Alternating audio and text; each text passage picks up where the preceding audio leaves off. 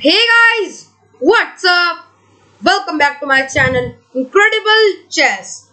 Guys, today I'm gonna show you one of the most aggressive and deadly chess gambits, the Urusov Gambit. A, it's a surprise weapon for you guys because none of your opponents would be aware of this rare gambit. So before starting the video, if you haven't subscribed my channel yet, then subscribe right now. Okay, so let's start. Guys, Urusov Gambit is one of the most surprising weapons for you because most of the opponents are not known about that and they don't know how to play against the Urusov.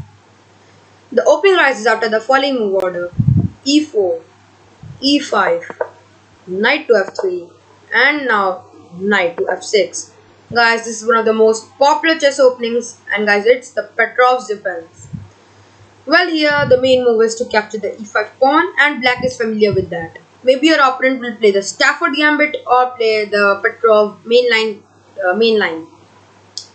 and black is familiar with that. So you need to know something which black is not familiar with, and that's what is called the Urusov Gambit. Well, instead of capturing the e5 pawn, we are gonna play the move d4. So here black has two options, either to capture the e4 pawn or to capture the d4 pawn. The first move I want to consider is e captures d4, which is highestly played in this situation.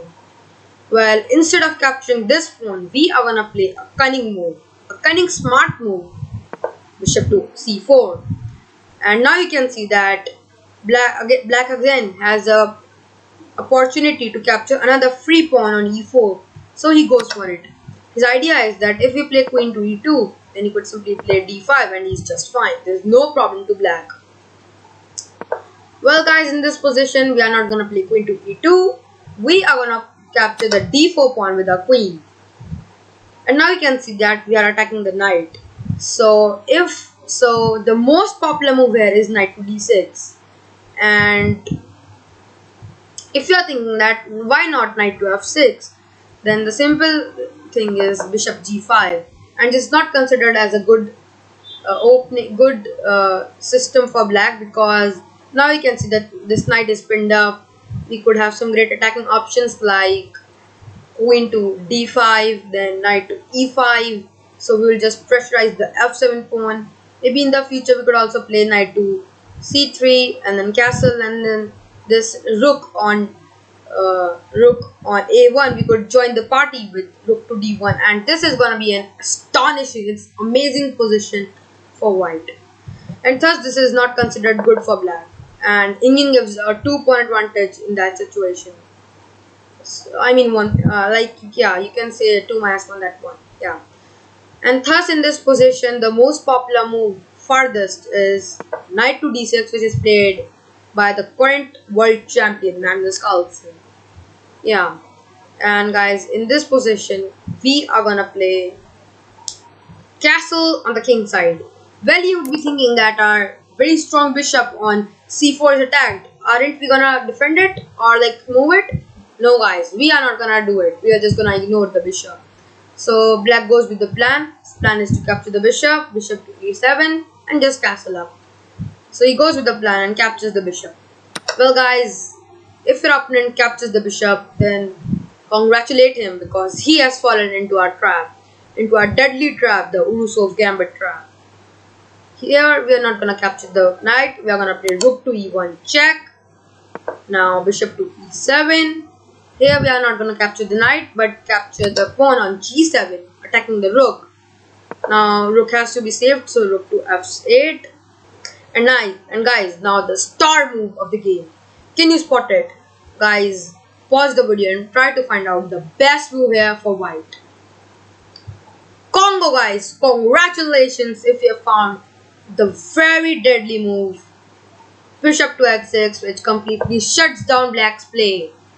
And it's just game over for black. You can see that if black plays any random move or development move like knight to c6, then queen captures the fate is a beautiful checkmate. You cannot capture the queen because rook is pinned up. You can see the knight bishop's pinned up, and this is a beautiful checkmate. So black is in a great trouble and he has to save with this position. So he cannot save the rook, but he has to save his king. So d6, trying to have escaping squares for his king. Well, we are gonna capture the rook, king to d7, and now we are gonna capture the f7 pawn. So here, two moves have been tried. So one of the most popular move here is knight to e5, trying to attack the queen and centralize the knight. Well, this is a big time disaster. We are gonna simply capture the knight, pawn captures, and now we are gonna play rook to d1, and the queen's gone. So he has to play king to c6, and guys, in this position, white's 3 points up, and after capturing the queen, bishop captures rook, we are 7 points up. Not that only, now we are gonna play queen to e8 check, bishop to d7, and now capture the bishop. And after the whole transaction, black is just smashed up, and white is a 10 points advantage, and this is clearly winning for white. Going back, in this position, the other very popular move is knight to b6. And guys, again, we are gonna play the smart looking move, the beautiful move, knight to e5, sacking a knight, sacrificing a knight. So black is forced, he has to capture the knight, and now we are gonna play rook to d1, and again the queen's gone. In this situation, even if black captures that pawn, it doesn't matter, the same tactics again, but this time you can see that this is covered by the knight. So we are going to simply play bishop to c1, knight moves, and again I'm going to play, so you can see that the knight's attacked, he has to move, let's say knight to a4, rook to d1, and black has lost the game. So guys, this was the chess trap, amazing chess trap, only if your opponent plays the move pawn captures d4. So I have shown you how to play against pawn captures d4. Let's consider the other move, knight captures e4. Well, in this position, guys, we are gonna play knight captures e5. Yeah, material is equal, but white is much better here because white has much attacking options. He could play bishop to c4, something like c3, and then developing the queen on maybe f3 or b3, trying to just battering down on f7. So in the main focus in the Urusov Gambit is to just hunt down the king by attacking the weakest spot in black's camp, the f7. So where you can see that the knight is attacking the f7. We could also play something like queen to f3, then bishop to c4, develop other pieces, maybe bishop to g5, and this is gonna be an awesome game for white. So guys, this was the wonderful chess trap in the Urusov Gambit. Now I'm sure any of your opponents would play the Petrov. You know how to smash him with the deadly, aggressive, and the dangerous Urusov Gambit. So guys, that's all for today. I hope you enjoyed today's video. Like the video, subscribe to my channel, and comment down below what type of videos you all want. Guys, stay tuned for more fantastic videos and keep watching Incredible Chess.